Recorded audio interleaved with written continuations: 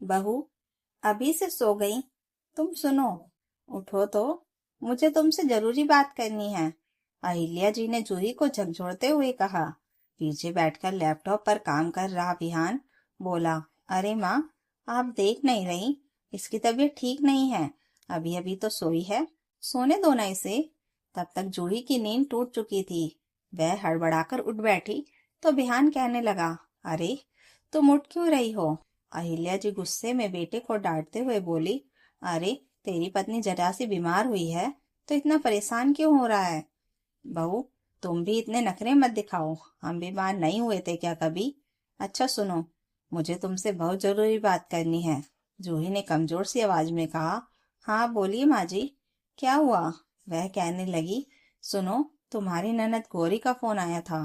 कल सुबह सवेरे वह अपने पति के साथ तुम्हें देखने के लिए आ रही है, तो तुम सुबह नाश्ते में कुछ बढ़िया सा बना लेना।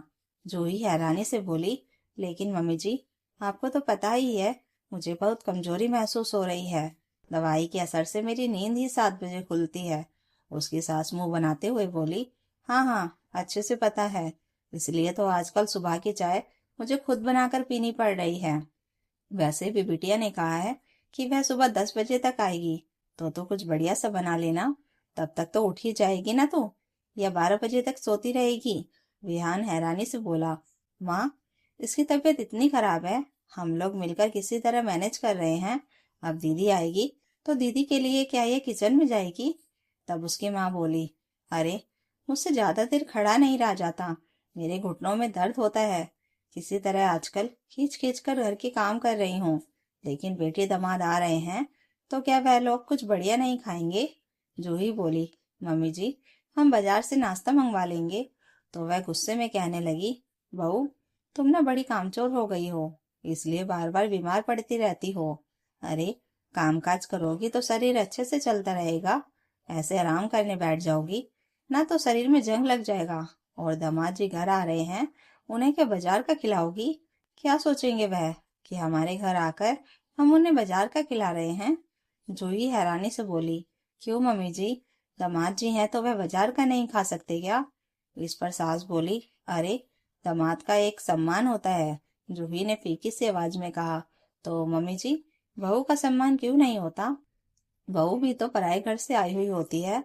दामाद तो यहाँ मेहमान की तरह आते हैं, रुकते हैं और चले जाते हैं, लेकिन बहू तो घर की सारी जिम्मेदारी निभाती है, सास ससुर की सेवा करती है, पति के घर को ही अपना घर बनाकर वही रह जाती है, तो फिर उसका सम्मान क्यों नहीं होता? उसके सास गुस्से में बोली, अब ज्यादा जुबान मत चला, लगता है दवाइयों का गलत असर हो रहा है तुझ पर। आजकल तो कुछ ज्यादा ही बोलने लगी है। विहान, समझा दे इसे, वरना मैं कुछ गलत कर बैठूंगी। ध्यान बोला, माँ, आप गलत ही तो कर रही हैं। इसकी तबीयत ठीक नहीं है, इसलिए वह लोग इसे देखने के लिए आ रहे हैं, और आप हो कि इसे ही रसोई में पकवान बनाने के लिए भेज रही हो। अरे यह बीमार है, इसे डेंगू हुआ था, कल ही हॉस्पिटल से घर आई है, इतनी जल्दी यह रसोई में जाकर पकवान नहीं बना सकती।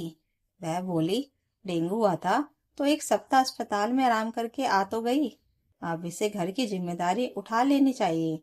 1 सप्ताह से तो मैं ही परेशान हो रही हूँ। विहान बोला, माँ, क्या परेशानी हो रही है आपको? हॉस्पिटल में खाना तो बनाकर ले जानी नहीं पड़ी थी। वैसे भी सुबह शाम खिचड़ी बन रही थी, और एक समय में रोटी भुजिया बना लेता था। आपने किया ही क्या है?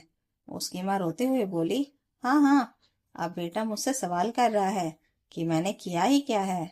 मैंने सालों तेरी परवरिश की, रात रात भर जागकर तेरी देखभाल की है, और तू मुझसे पूछ रहा है कि मैंने किया ही क्या है? विहान झुंझला गया और बोला, ओहो माँ, मैं पिछले 1 सप्ताह की बात कर रहा हूँ, जब ये बीमार पड़ी थी और अस्पताल में एडमिट थी। तब आप तब आप पर काम का कोई बोझ कहाँ पड़ा।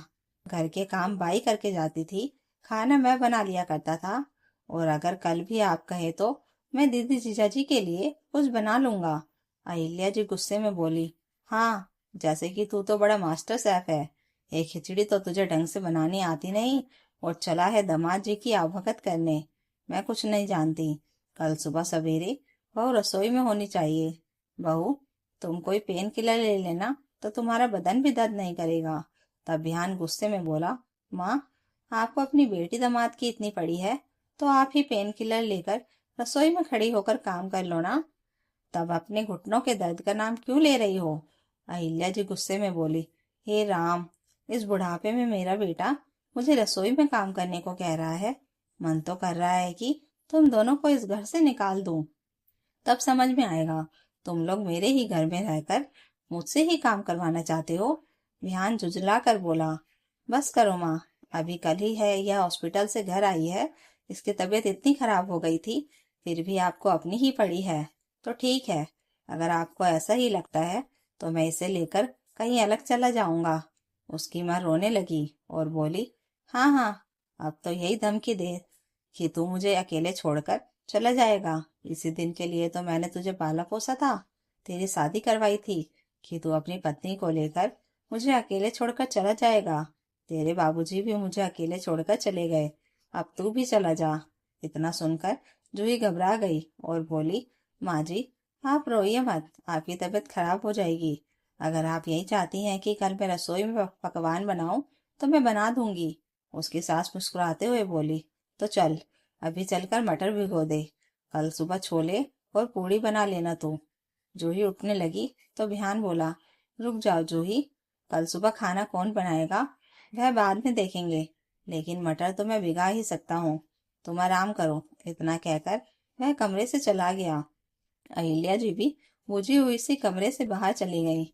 जूही की आंखों में आंसू बह निकले। वह सोचने लगी कि क्या बहू को बीमारी में भी थोड़ा आराम करने का हक नहीं होता?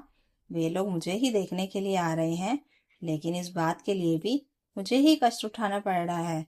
रोते रोते कमजोरी और थकान के कारण उसकी आंख लग गई। जब बिहान कमरे में आया तो उसे पत्नी का उतरा हुआ चेहरा देखकर बहुत बुरा लगा। उसने सोचा, मुझे अपनी पत्नी के लिए कुछ करना चाहिए। माँ तो ऐसे समझने वाली है नहीं। अगले दिन सुबह अहिल्या जी बड़ी खुश दिखाई दे रही थी। सुबह सवेरे ही नहा धोकर तैयार हो गई थी। जूही अभी तक सोई हुई थी, लेकिन वह आश्वस्त थी कि कल रात दवा लेने के बाद वह उठकर रसोई में जरूर आएगी। थोड़ी देर बाद उनके फोन की घंटी बजी। उन्होंने फोन उठाया तो उनकी बेटी की गंभीर आवाज आई, माँ, मैं मायके नहीं आऊंगी तो मेरा इंतजार मत करना। अहिल्या जी हैरानी से बोली, क्यों बेटा, तू तो अपनी भाभी को देखने के लिए घर आने वाली थी ना? मैं तो कब से तेरा इंतजार कर रही हूँ, और मैंने तो बहू से बोल दिया है कि वह छोले पूड़ी बनाएगी, तो तू आ जाना बेटा। दामाद जी से भी मिले हुए कितने दिन हो गए हैं। तब गौरी बोली, नहीं मम्मी, मैं नहीं आऊंगी। मेरे आने से भाभी का काम बढ़ जाएगा। उन्हें अभी आराम की जरूरत है। जब भाभी थोड़ा अच्छा महसूस करने लगेंगी तब मैं मायके आऊंगी, अभी नहीं, क्योंकि अभी आप मेरे आने पर उन्हें काम करने के लिए मजबूर कर रही हैं। यह सुनकर अहिल्या जी सकपका गई और बोली, यह तू क्या बोल रही है बेटा? गौरी बोली, माँ, शायद आप भूल रही हैं कि मैं भी किसी के घर की बहू हूँ। जब आपके दामाद बाबू वहां आएंगे और देखेंगे कि भाभी से किस तरह बीमारी में भी काम करवाया जा रहा है, तो वह अपने घर आकर यह सब बताएंगे। तब हो सकता है कि मेरी सास और ननद भी मुझसे ऐसे ही उम्मीद करे कि जब मैं बीमार पड़ूं तो मैं भी अपने ननद के आने पर रसोई में खड़ी होकर पकवान बनाऊं, भले ही मुझे बुखार हो या कोई और बीमारी। तो यह सब देखकर मेरे ससुराल वालों की उम्मीदें बढ़ेंगी। इससे अच्छा है कि मैं मायके ही ना आऊं। बोलते बोलते उसकी आवाज भारी हो गई थी। अहिल्या जी एकदम से चुप हो गई। गौरी ने फोन काट दिया। अब उन्हें कुछ भी अच्छा नहीं लग रहा था। अहिल्या जी बेचैनी से चहलकदमी करने लगी और अपने व्यवहार के बारे में सोचने लगी। सोचते सोचते उन्हें एहसास हुआ कि बहू भी तो किसी की बेटी है। अगर उसके माता पिता को यह सब पता चलेगा कि मैं बीमारी में भी बहू से पकवान बनवा रही हूँ तो उन्हें कितनी पीड़ा होगी। अगर मेरी बेटी से भी कोई ऐसा करवाए तो मुझे भी बहुत बुरा लगेगा। उन्होंने तुरंत गौरी को फोन लगाया और बोली, बेटा, मुझसे भूल हुई, मुझे माफ कर दे। मैं तेरी भाभी को पूरा आराम दूंगी और उसे पकवान बनाने के लिए नहीं कहूंगी। तू घर आ जा बेटा, तेरे लिए जो भी खाना बनाना होगा वह मैं बना लूंगी। तब गौरी बोली, नहीं माँ, आपको परेशान होने की जरूरत नहीं है। मैं आ रही हूँ तो आप लोगों के लिए खाना बनाकर ला रही हूँ। मैं वहाँ अवगत करवाने के लिए नहीं, बल्कि भाभी से मिलने के लिए आ रही हूँ। कल विहान ने मुझे फोन करके सब बताया कि आप किस तरह जिद पकड़कर बैठ गई हैं। इसलिए आपको अपनी गलती का एहसास दिलाने के लिए मैंने कहा कि मैं मायके नहीं आऊंगी। अहिल्या जी की आंखों से आंसू बह निकले। वह बोली, बस बेटा, तुम लोग घर आ जाओ, मुझे कुछ नहीं चाहिए। फिर वह सोचने लगी कि आजकल के बच्चे कितने समझदार हो गए हैं, वरना मैं तो बहू के साथ बहुत गलत करने जा रही थी। वह झट से बहू के कमरे में गई तो देखा विहान मुस्कुरा रहा था। वह बोली, शैतान, तूने अपनी दीदी को फोन कर दिया? मुझे तो कुछ पता ही नहीं चला, लेकिन चलो, तुम लोगों ने मिलकर मुझे मेरी गलती का एहसास तो करा दिया। फिर वह बहू के माथे पर हाथ फेरते हुए बोली, चिंता मत करना, क्योंकि आज से तुम्हारा ध्यान मैं रखूंगी। जूही हल्के से मुस्कुरा उठी और आभार भरी नजरों से अपने पति की ओर देखते हुए बोली, विहान, जिस घर में पति अपनी पत्नी की पीड़ा को दूर करने की कोशिश करता है, उस घर में पत्नी को कभी कोई तकलीफ नहीं हो सकती, क्योंकि उसका पति साथ होता है। और जिस घर में ऐसी सास हो जो बहू की पीड़ा को समझ जाए, वहां सास बहू में प्यार भरा रिश्ता बन जाता है। अहिल्या जी ने प्यार से अपनी बहू को गले लगा लिया। आज उन्हें समझ में आ चुका था कि जिस तरह बेटी की परवाह की जाती है, उसी तरह बहू की भी परवाह करनी चाहिए। तो दोस्तों, अगर कहानी अच्छी लगी हो तो लाइक कीजिए, कमेंट कीजिए और हाई बटन दबाकर हमें और कहानियां लाने के लिए मोटिवेशन दीजिए, और चैनल को सब्सक्राइब जरूर कर लीजिएगा। Thank you for watching.